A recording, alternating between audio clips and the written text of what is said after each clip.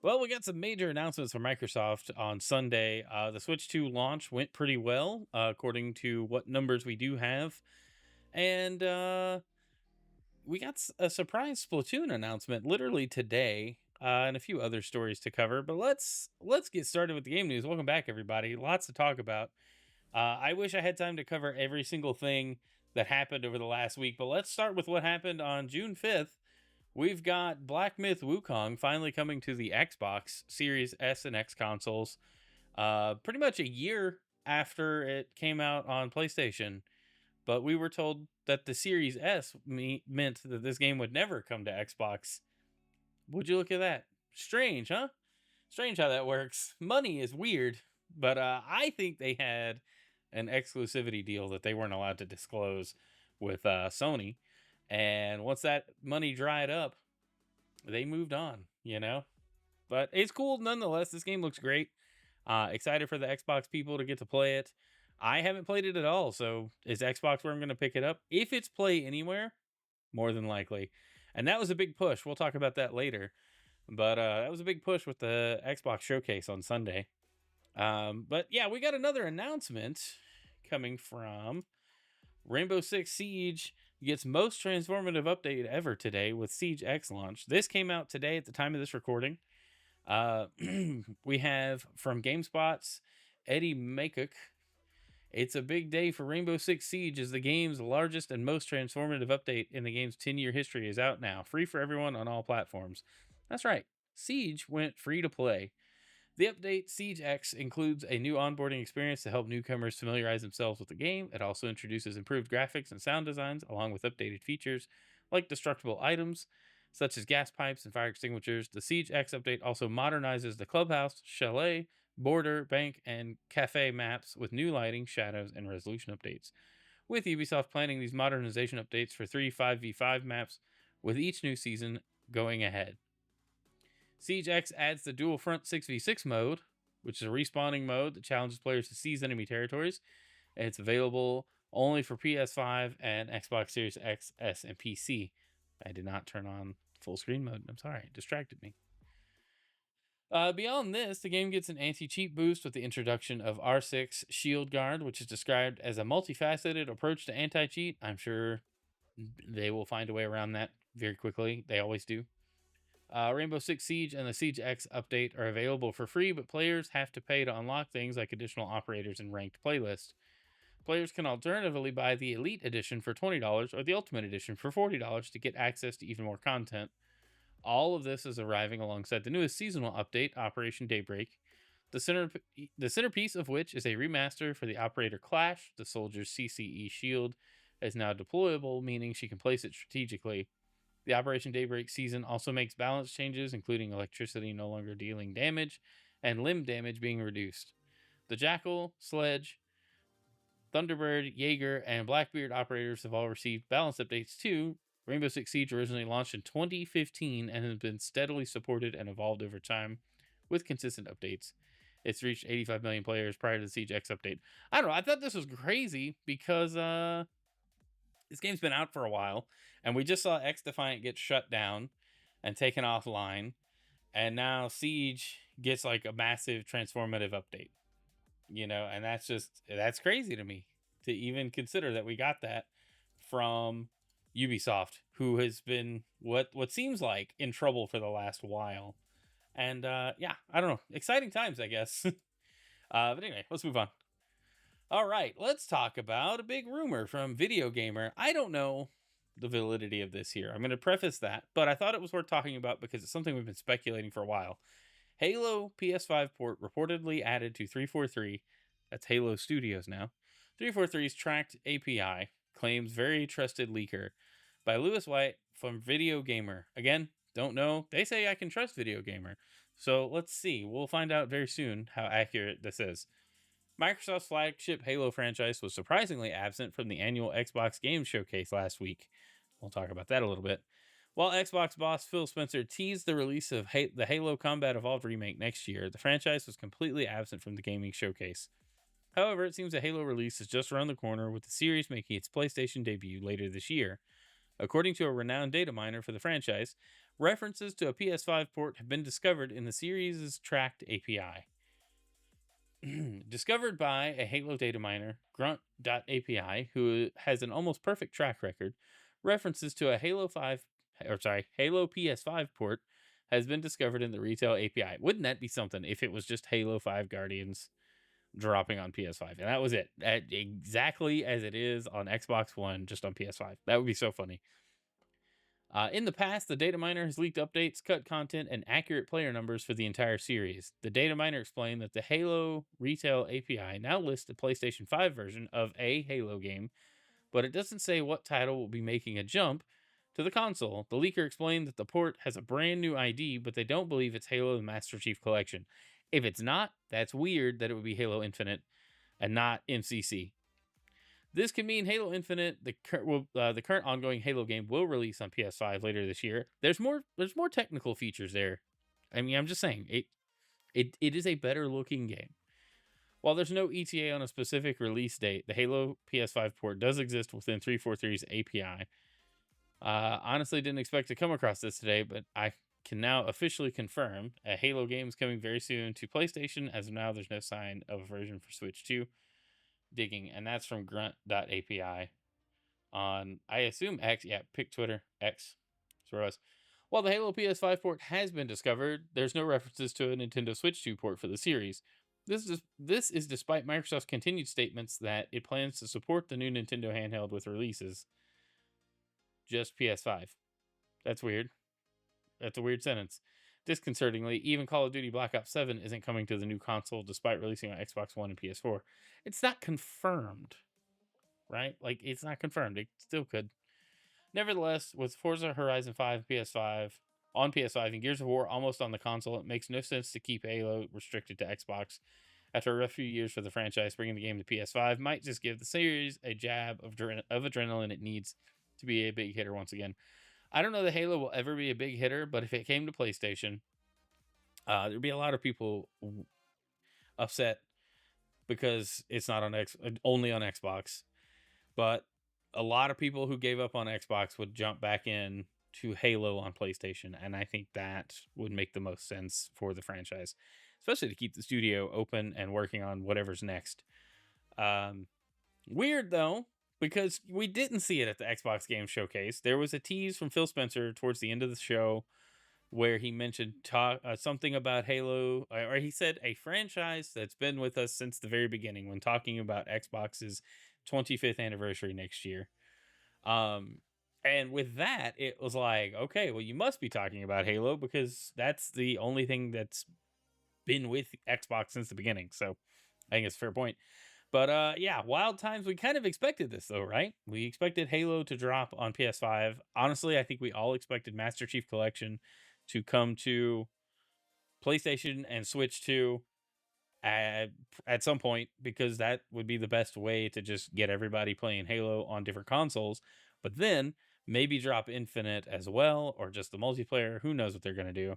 Also, I wonder, like, just for story and game completeness, if Halo 5 would also be included in Master Chief Collection at some point. It doesn't have to be. There's no reason for it to be, except for completeness. I'm curious what that would look like. But anyway, interesting times ahead. All right, let's move on. Hollow Knight Silksong is not tied to a console release, publisher clarifies. I thought this was interesting. This is over on VGC. The game is expected to release before Holiday 25. So I feel like it's all but confirmed Hollow Knight Silksong is actually coming out this year.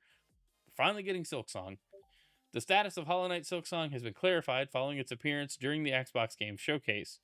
During a reveal for the ROG Xbox Ally handheld, Xbox President Sarah Bond mentioned Silksong in a way that could have been interpreted to mean it was a launch game for the system. The highly anticipated Hollow Knight Silksong will be available at launch and in Game Pass when the Ally releases later this year, Bond said.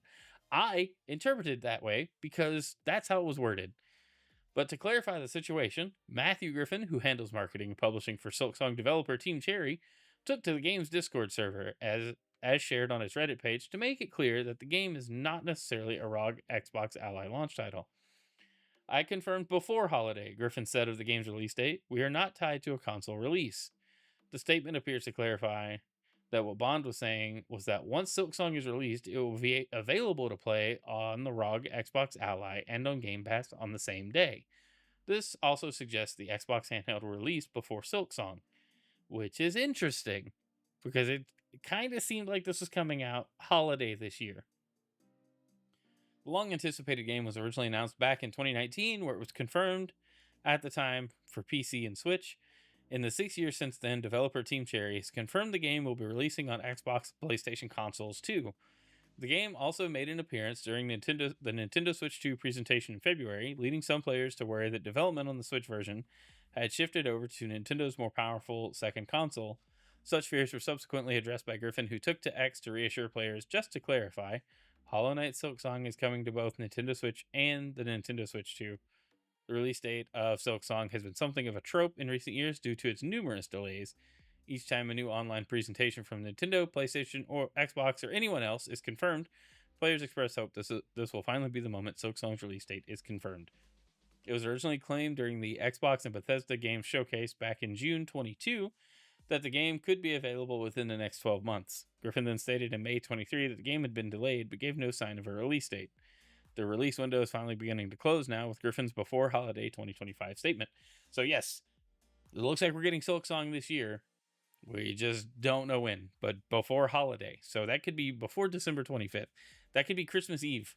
They go, hey, it's available. That could be October 13th. You know, it could be anywhere in there, right? And just yeah, the meme will live on until that release date finally shows up. But I'm looking forward to it. And every time we get Silksong news, I've been talking about it because it's just exciting. But yes, the way that information was presented originally was interesting, but also a little misleading on that front. But anyway, let's move on. Let's talk about the Xbox Game Showcase 2025. I just wanted to start off with this picture. There's so many games in this list. The Outer Worlds 2, Call of Duty Black Ops 7, Ninja Gaiden 4, Tony Hawk's Pro Skater 3 and 4, Grounded 2, Gears Reloaded, Indiana Jones, The Order of Giants DLC, Clockwork Revolution, High on Life 2, Blood of the Dawnwalker, Keeper, Resonance, A Plague Tale Legacy, Invincible Versus, Mudang, Age of Mythology Retold, Heavenly Spear, Persona 4 Revival, Fate's End, Elder Scrolls Online, like the latest updates. Final Fantasy 16 Shadow dropped the day of the announcement, and I can't wait. I have a copy, and we will be streaming it very soon, probably this weekend.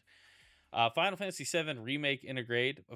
I mean, it was coming to Switch. Why not put it on Xbox? It looks like Square Enix's commitment to multi-platform releases is just reinforced with 16 and 7 Remake finally hitting Xbox at all. We'll get 7 Remake later this year. Sea of Thieves is getting a big update. Beast of Reincarnation. This is from Game Freak, and good lord, it looks amazing. It looks really interesting. Visually, I like the way it looked. Fallout 76 got fishing, so it's a real video game now. Aphelion, I don't know how to say that, but there you go. That's coming out. Solo Leveling Arise Overdrive. Kind of weird to see an anime game getting like a big trailer reveal on the Xbox Game Showcase. Planet of Lana 2, Children of the Leaf, looked interesting. Super Meat Boy 3D, it looked cool. There Are No Ghosts at the Grand. This one looked really interesting. Anemo, it's got 2 eyes, so I guess the 2 eyes is E, like we. That was like Pokemon. It looks really good. And Chronos the New Dawn. I mean, that was a packed show, right? And a lot of these games look great, but supposedly all of those games will be in Xbox Play Anywhere. They also confirmed Hollow Knight Silksong will be available for Xbox Ally and Game Pass at launch, which is also what we were just talking about. But yes, that was a very packed show. We got the Xbox Ally revealed. We'll talk about that coming up in a little bit. And then we got the Black Ops 7 teaser trailer as the one more thing, which was kind of an odd choice because we knew another Call of Duty was coming out this year because it's an annual series. But it was a really good teaser. I didn't know what we were watching until like midway through, and it was like, oh, this must be Call of Duty, and then they confirmed it was Call of Duty Black Ops 7. Also crazy to think we're getting 2 Black Ops games back to back. Maybe Modern Warfare is taking a back seat, and Treyarch is just cooking Call of Duty for the time being. It'll pretty much be on everything but the Switch. That's all we know. Let's see. Clockwork Revolution got a good trailer. It looks really, really good. I would replay these trailers, but guys, you can go watch the whole thing. You can watch my reaction to it. I just let everything play out, and reacted live to it here on the channel. It was good. Grounded 2, Keeper. This looked cool. This is from Double Fine. You play as a lighthouse. It was wild. Looked really interesting. Ninja Gaiden 4 looks brutally hard and gory. Outer Worlds 2 looked cool. They did their deep dive right after that. We didn't watch that because that was I don't know. I don't want a big deep dive into a game. I just want to be able to play the game when it comes out. Tony Hawk's Pro Skater 3 and 4 looked really cool. There was a demo dropped.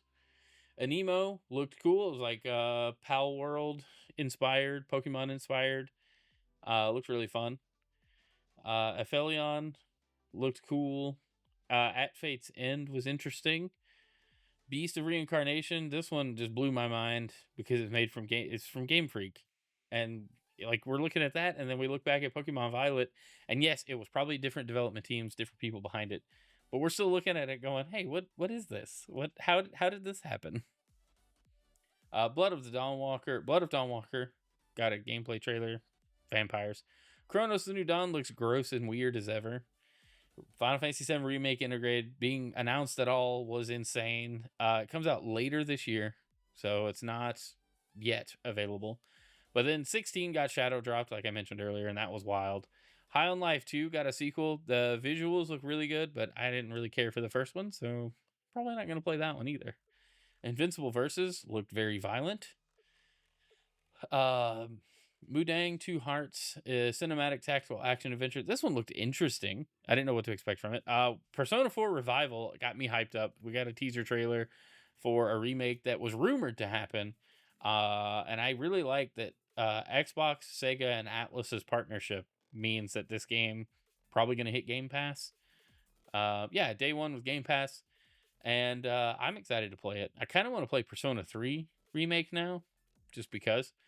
Planet of Lana 2 revealed, double the size and deeper than ever. It looked interesting. Resonance, A Plague Tale looks really weird and like it could be a good time. Solo Leveling, Arise Overdrive anime game. Super Meat Boy 3D looked like I would die a bunch. No Ghost at the Grand looked cool. It was like some kind of musical puzzle adventure. I don't know. I was into it. I liked the way the trailer was presented. And then some DLC and updates. Age of Mythology got some new stuff. Elder Scrolls Online got new stuff. Fallout 76 got new stuff. Indiana Jones got some DLC, which is super cool, on September 4th. I thought that was neat. New season of Sea of Thieves. The game's still going strong. And that was the showcase. Like, that was a lot. And I know I didn't cover a whole lot of in-depth stuff, but the showcase itself, I think, was pretty solid. Compared to the state of play that happened like last Wednesday, a week ago at this point, very different shows. Sony, I'm really wondering what their plans are, because the Xbox showcase has a lot behind it, and most of it hitting Game Pass, and all of it being Xbox Play Anywhere, meaning you get that ROG Ally. You can just jump between your Xbox console and your handheld Xbox Windows device and just keep playing. You don't even need it. You could run it on your existing ROG Ally. Or yeah, the existing ROG Ally. It's crazy though, right? Like, it's just like Microsoft's Play Anywhere thing is, I think, going to be an unsung hero in the multi-device gaming space, just because of the ability to just buy a game and have it be anywhere. But all right, let's enough about the Xbox showcase. It was huge. It was awesome. I saw a lot of good stuff. You know, it's probably my favorite showcase of all of the ones we saw this weekend. I didn't really care for the Summer Games Fest show on Friday. I didn't see a lot there that I liked. And then there were some other shows over the weekend and today, I think, even. I didn't watch them. Sorry, I only have so many hours in the day. Anyway, let's talk about the ROG Xbox Ally handhelds. A little bit. We got the write-up from Xbox Wire, but the devices themselves look pretty much how everybody expected them to. You have the ASUS ROG branding. You got the Xbox branding coupled in there. I mean, what more would you want out of it? But we can talk about specs, which I think is the most important thing, because they kind of hinted at it. I do like the two different versions. We have the ROG Xbox Ally X and the ROG Xbox Ally. The X being the more powerful one, along with like the Series X kind of thoughts. And they give us a spec sheet down here, which we'll look at together. Da, da, da, da. Oh, while I'm looking at this article, it says easy access to games from Xbox, leading PC storefronts, and more. So I thought that was cool. You'll be able to pull up like Steam, GOG, Epic Game Store. I thought that was awesome. Along with your Xbox app library for like Game Pass games and stuff. Um, Apparently Roblox is partnering for the launch. I'm not into Roblox, but it is what it is. Also, the OS for this thing looks like a pared, or is being talked about as a pared down version of Windows that limits like a lot of functionality down to just game drivers and software to launch and install games. That's gonna. I think this is gonna be a big preview for the next Xbox console. I think this is gonna like lay a lot of groundwork for where Microsoft wants to head with the Xbox consoles themselves. And if I'm wrong, I'm wrong. But like they put a lot of work into this. They shelved their dedicated handheld for this thing, so I think they're gonna see how this sells before they go the route of a first party handheld device. But yes, let's look at the specs. So the differences between the ROG Xbox Ally and Xbox Ally X. It's a lot of so many words. Let's see. Talks about inputs, pretty much the exact same. In fact, there's the X has impulse triggers and this one doesn't. So interesting. That's the difference. Your triggers will have rumble motors in them. That's fine. Cool. All right, it's got the processor differences: the Ryzen Z2A and the Ryzen AI Z2 Extreme. So this is a more powerful processor. 16 gigs of RAM versus 24 gigs of RAM. This is clocked a little higher, 8,000 megahertz versus 6,400. So cool. Maybe that's the frequency. I don't know. The number's higher. I assume it's faster. Right? That's what we do. That's what we're being sold here. 512 gigs storage right out of the box. 1 terabyte SSD in the X. Apparently it's upgradable like the existing ROG Ally. 7-inch 1080p screen. 120 hertz refresh rate. FreeSync Premium. 500 nits brightness. 16:9 aspect ratio. Cool. Now, the base ROG Ally has two USB 3.2 Gen 2 Type-C ports with DisplayPort 1.4 and power delivery 3.0, meaning those USB ports charge the thing and can do an output to a monitor. I don't know how many monitors. That depends on the chipset and some stuff we don't know yet. The X has a USB 4 Type-C with DisplayPort 2.1, power delivery 3.0, and is Thunderbolt 4 compatible. It also has a USB 3.2 Gen 2 Type-C port that matches the ones on the S. So you still get two USB-C ports, just one of them is way better than the other. Micro SD card reader on both. This one supports faster SD cards. It looks like UHS-1 DDR200 mode. And this is just micro SD card SD, SDXC, and SDHC. So there's that. We get a headphone jack. Yay, headphones. All right, Wi-Fi 6E, Bluetooth 5.4. That's great. Dimensions, they're the exact same size. The X is a little bit heavier at 715 grams or 670 grams. The battery in the X is a little bigger at 80 watt hours versus 60 watt hours. And then they both come with a 65 watt charger stand. I wonder if the stand has any I/O on it other than a USB-C port. I don't know. Pre-orders, pricing, accessories, and more coming soon. I'm pretty sure the pricing is still up in the air thanks to tariffs and everything else. It's going to be interesting to see how all of that plays out. And the only reason I want to dive into the specs is because I didn't see very many reactions talking about it, and I figured this would be a good place to just go through, look at the specs real quick. We can compare the two. I honestly think most people would be fine picking up the base Ally and just dropping a 1 terabyte SSD in there. Um, personally, I would probably get the Ally X because it's just the best one, and I want the best performance.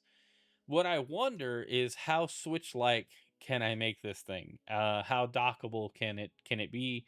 If I want to take it on the go, but maybe incorporate this into my stream setup instead of a Series S Xbox, dock it, and then be able to like play it as a console on my main monitor for like streaming or just casual gaming. Or could I hook it up to my like 4K TV and get a 4K HDR output? I don't know. They haven't talked about that. I don't even know if that's possible with the current handheld PC market. I have not looked into that. I just the thought didn't come to me until I saw Xbox branding on a ROG Ally, and I was like, if I could use it like a Switch, it might be tempting. I don't really do the handheld thing. Like my Switch, the Switch 2 has come out of the dock a couple of times. The one time I tried to play it, I was so distracted by everything else around me. I just turned it off and just put it down on the coffee table and just was engaging with stuff going on around me. So I would do the same thing here. There'd be very few times I would break this thing out to play Xbox games where I wasn't already intentionally trying to play my Xbox on a TV. Maybe traveling, but even then, I don't do that very often. So I don't know. Anyway, that's enough about that. Let's move on. All right. One more thing. Phil Spencer says the Xbox Ally is the tightest collaboration he's seen between the gaming and Windows teams in my 3 decades at the company. This is from Games Radar by Jordan Gerblick. Thank you for writing this. Spencer said the Windows team and Xbox team are acting really as one development team. When you purchase, I don't know, just reading whatever. All right, Xbox boss Phil Spencer says the recently unveiled ROG Xbox Ally handheld represents the closest collaboration between Microsoft's Windows team and its gaming division he's seen in his 3 decades with the company. Over the weekend, Microsoft finally lifted the lid on its long-rumored gaming handheld device during the Xbox Game Showcase. The device comes in 2 variants, the ROG Xbox Ally and the souped-up ROG Xbox Ally X, both being roughly comparable to the non-Xbox branded ROG Ally and ROG Ally X in terms of specs, although the Xbox Ally has custom grips, buttons, and a dedicated Xbox button, and interface that automatically boots up when you start up the system. Given that it's a Windows-based system, it makes sense that the gaming team at Xbox is working very closely with Microsoft's Windows team, and Spencer said in a recent episode of the official Xbox podcast that the two groups have essentially been operating as a single unit while making the system. This is necessary, though, because Xbox, the vision they have for being able to play anywhere really requires a unified OS that they can put on any piece of hardware and have it be the same experience. And you can't just do that with games as easily. So when the OS, it's the answer to Steam OS, right, on the Lenovo Legion Go. That's what this is going to come down to, is which ecosystem will you support, and if you go the Windows route, will it run Steam? Will Steam allow their software to run on this modified version of Windows? I hope so. I believe so. I don't see why not. People are going to buy games on Steam no matter what. Might as well make it available everywhere. I don't think it's going to be a problem. Now, the PlayStation argument's a different one. Will PlayStation block their games from running on these devices? I don't know how they could. Device IDs can be spoofed. It's not gonna be a good look for Sony if they do that. It's a tightest collaboration I've seen between gaming organization and Windows team in my 3 decades at the company. We've said that 3 times now. It's really amazing to see teams focusing on opportunities to make the experience better and really working as one development team to realize that. Despite Microsoft hyping up its handheld as a uniquely Xbox experience, it's still a Windows-based handheld PC, which means it's an open platform that lets you use whatever available apps and storefronts you want. Still, Spencer said that there's some uniqueness there when you're supporting an open platform, but you want it to work as appliance-like as a game console. And I think that's where these two teams coming together can really create something great together. Thanks for that super alert, Denalid. That was a lot of use. So what makes it an Xbox device specifically beyond branding? Spencer touted Xbox's nearly 25 years of experience making dedicated game consoles as something that'll give ROG Xbox Ally users the freedom of Windows to use the storefronts and applications that you want to use, but it feels like a device that's purpose-built. He also added that there's work being done under the hood to address things like battery life, interruptions, and performance that'll further distinguish Xbox's handheld from the existing options. So, why did we go through all of that? Why even mention this? Well, it's kind of back to what I was saying earlier, where this device here is a preview for the direction Microsoft wants Xbox to go. And that's like the best. This is like the best case, right? If this version of Windows works really well, they could put it on a console. That console now could run Steam, Epic Game Store, and whatever PC games, all with like a Bluetooth controller or an Xbox, wireless controller. And suddenly that library of console games is available everywhere along with the PC games. And it doesn't really matter what platform it is, thanks to Xbox anywhere. And that's what I'm looking forward to. That's me being hopeful. Realistically, it'll depend on sales and performance of this thing. Once it gets in people's hands, I can't wait to see reviews. Shoot, I wish I could get a review unit to talk to you guys about it and show it off. But let's be realistic. I don't know how to do that. But anyway, yeah, so I think it's cool. I'm very much interested in this thing because it'll probably run GeForce Now. It'll probably run every PC storefront. Emulation on it is going to be probably amazing. I don't know. I don't know how the existing ROG Ally runs emulation, but I feel like this would be up there. So it's exciting times. I'm very much looking forward to see what Microsoft cooks up with the software on this. But with that, let's move on. All right, let's talk about the Switch 2. We got a Splatoon Raiders announced. A new Splatoon spinoff is confirmed for Switch 2. Nintendo has revealed Splatoon Raiders in an all-new spin-off title exclusive to the Switch 2. Taking place on the Spiralite Island, Splatoon Raiders is a single-player, story-focused experience in which you play as a mechanic investigating some strange goings-on alongside Deep Cut, the team from Splatoon 3. Gameplay looks reasonably familiar from what we've seen of it so far, though it seems exploration might take center stage this time around. We're definitely excited to see how this one mixes up the formula for the series. Research is still underway, quotes, apparently, which pretty much means Nintendo is still knee-deep in development for Splatoon Raiders. Given the company's recent track record, however, chances are we won't have to wait long to hear more. So this was announced through Nintendo Today, which is the news app.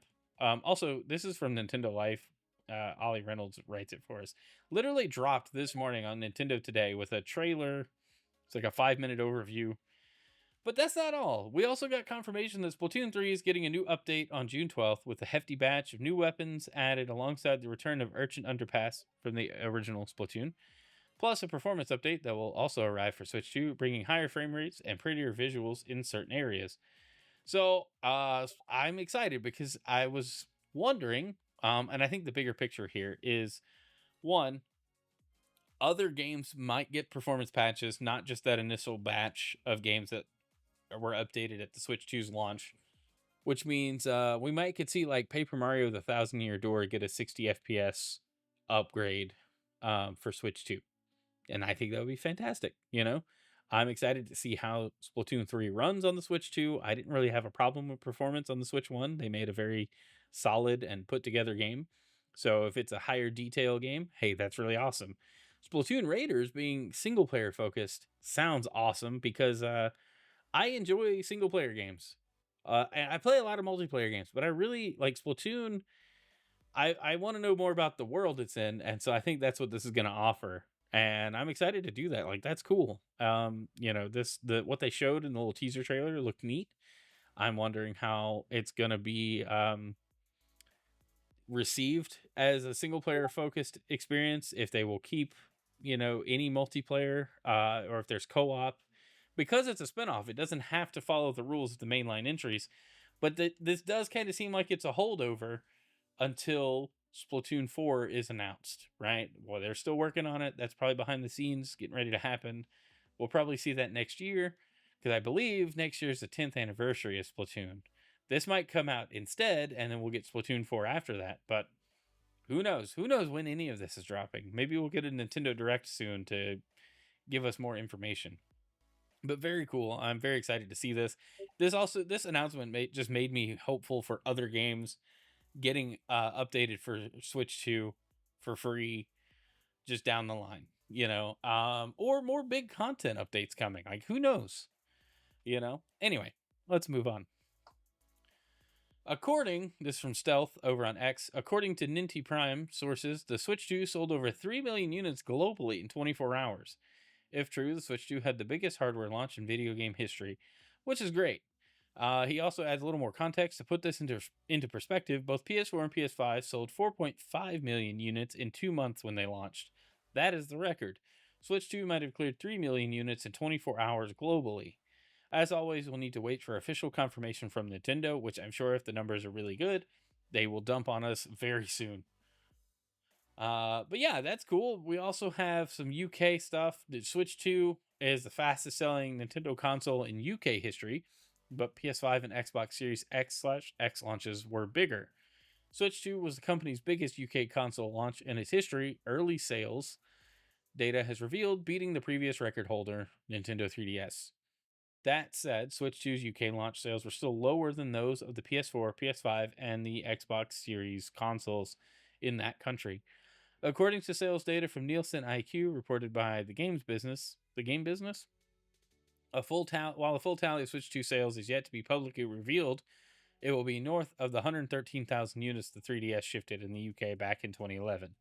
Indeed, it is reportedly more than double that of the supply constrained Switch 1, meanwhile, which sold over 80,000 units in 2017.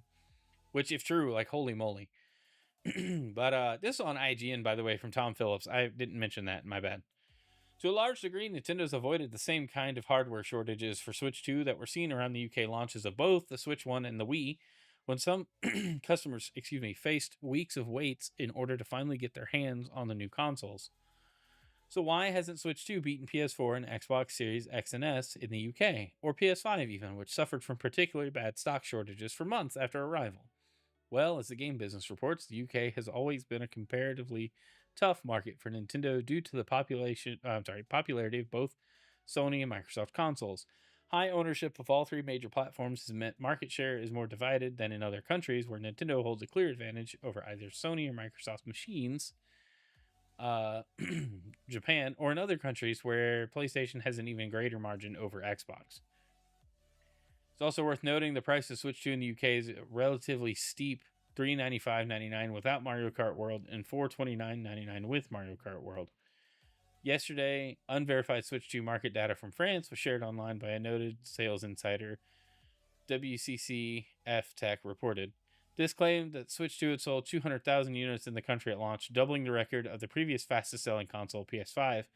Additionally, the attach rate of Mario Kart World, the amount of Switch 2 console owners with the game, was reportedly over 95%. That would make sense because I think more people picked up the bundle than didn't. You would have to. Like, it'd be dumb not to.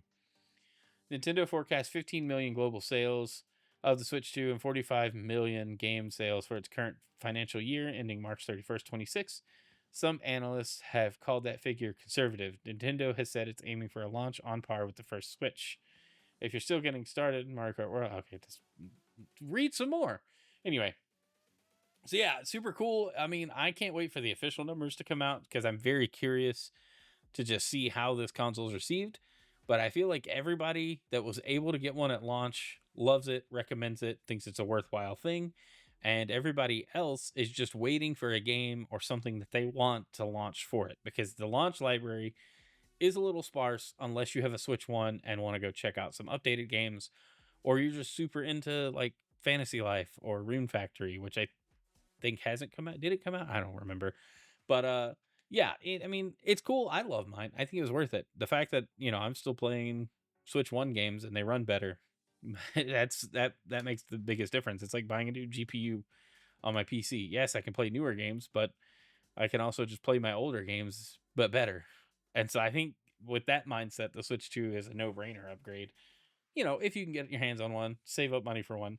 I get everybody's situation is different. I'm not trying to shame anybody. But anyway, let's move on.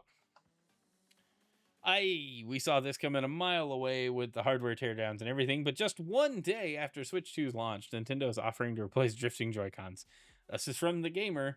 Johnny Flores Jr. writes, let's look at the summary. Switch 2 is officially out, and it looks like the new Joy-Cons might be susceptible to stick drift, as there are no Hall effect sticks. With consoles out, Nintendo has already opened up its Joy-Con replacement repair program for those with stick drift. What's more, the program also covers controllers with a faulty mouse sensor. So, we don't need to really deep dive into this. Nintendo revealed the page for requesting a repair, If you got stick drift on your Joy-Cons, you got to send it back. I would say maybe get a second set as a backup. That's an expensive offer. It's like $100, you know. Hopefully nobody's experiencing major issues right after launch, but the fact that they're just going to repair them for free means that the cost savings of repair was better than investing in how to do TMR or Hall effect sticks in the Joy-Con 2. That's all I'm saying. I'm saying Nintendo is glad to repair them for free, knowing that they'll go out, as opposed to putting better tech in there. Something's up with the manufacturing process or the tech inside the Joy-Con or the cost of the R&D for the Joy-Con 2 to work with these better sticks. I feel like maybe you'll be able to get some aftermarket like you could for the OG Joy-Cons. And I may do that on some of my older my Switch 1 Joy-Con that I've got, buy the stick upgrades and do it myself, and then hey, you know what? I don't have to get a bunch of extra sets of Joy-Con 2 for everybody to play Mario Party with me. That's where I'm at. I don't know. What do you guys think?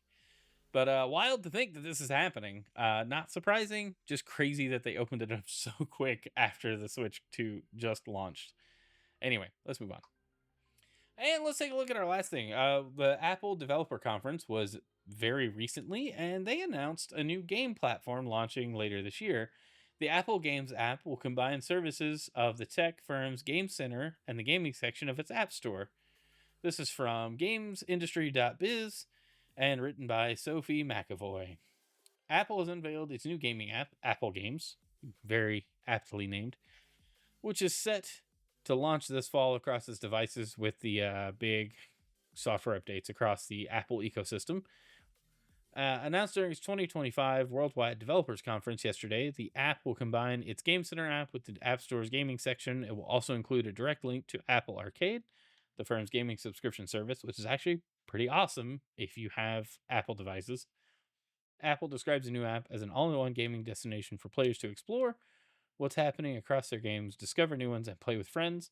The app will include Game Center features such as achievements, challenges, leaderboards, and other multiplayer activities. The Apple Games app will be pre-installed on devices on iOS 26, iPadOS 26, and macOS 26 or later. It's currently available in beta and will be made available to all customers later this year. Last month, Bloomberg reported Apple was planning a dedicated app for video games on its devices. It was said to be a launcher for titles and designed to centralize in-game achievements, leaderboards, and other activity. And I think this is necessary. Game Center's been around for a long time, but it's kind of disappeared, lost in the shuffle of games. And the only way you can really look at it in current Mac OS, iOS devices is to be in an Apple Arcade game or a game that supports Game Center. And then you tap the thing to open it up and you look at achievements and stuff for that game or other games. It's like a whole interface. So I like the idea that there's like a centralized gaming section on all the Apple devices. And a lot of people haven't taken gaming seriously on Apple devices, but I really think Apple Arcade and the Apple Silicon push to have like ray tracing cores and stuff like that.